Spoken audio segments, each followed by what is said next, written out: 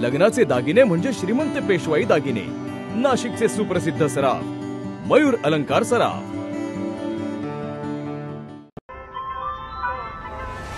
ताज्या बातम्यांसाठी नाशिक न्यूजच्या YouTube चॅनलला सबस्क्राइब करा आणि बेल आयकॉनला प्रेस करा।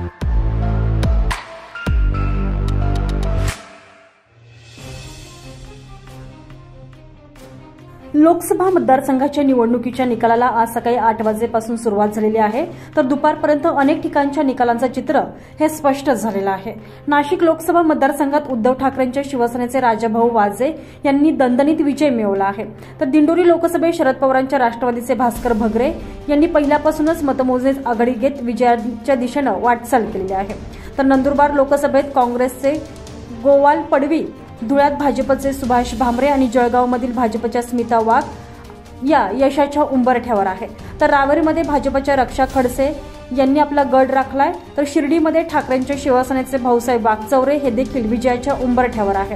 तर अहमदनगरमध्ये डॉक्टर सुजय विखे पाटील आणि निलेश लंके यांच्यात काटेकी टक्कर ठरली असून दुपारी काही फेऱ्यानंतर अहमदनगरमध्ये शरद पवार गटाच्या राष्ट्रवादी काँग्रेसचे निलेश लंके यांनी मोठी आघाडी घेतली आहे। तर निलेश लंके आता विजयाच्या उंबरठ्यावर असल्याचं पाहायला मिळत आहे। Bureau report, Nashik news, Nashik.